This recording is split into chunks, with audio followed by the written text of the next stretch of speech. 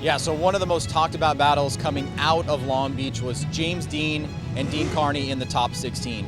Both drivers had some incidents in their vehicle, either with contact with the other driver or challenges to the vehicle that resulted in a one more time on run number one. The first half of the battle, I followed him in on the first corner, and just when we're actually making the transition, I gave him a little touch just to say, hey, I'm still here, buddy, you know. Probably actually went against us in the long run of the battle, actually. So Deane's car was overheating, and while chasing, I think he had some issues. I managed to stay pretty close to him, but going over the finish line, my car switched off.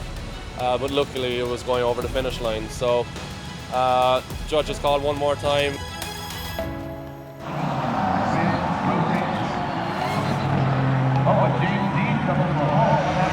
We were having some head gasket issues kind of all weekend from top 32 onwards, so we were trying to control the temperature of the car and try to actually make the 2 laps or whatever. So we done the second half of the battle and we had to call it one more time in the middle of it.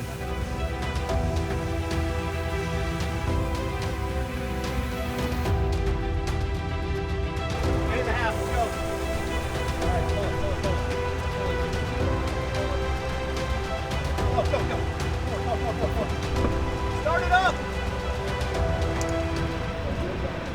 Do you think the engine should have enough power to do a track like that?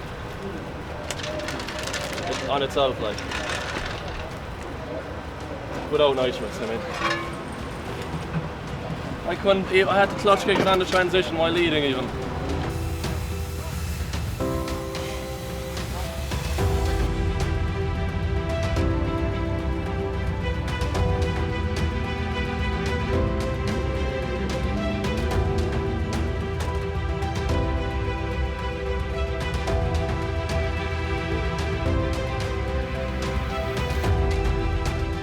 But as both drivers went back out and they were struggling to get their cars back together, we finally did get a battle where James Deane just edged out Deane Kearney. But it was all the drama in between those rounds and what happened in run number one that really led us to this situation. So when you have different complications like that, it makes the battles really tough.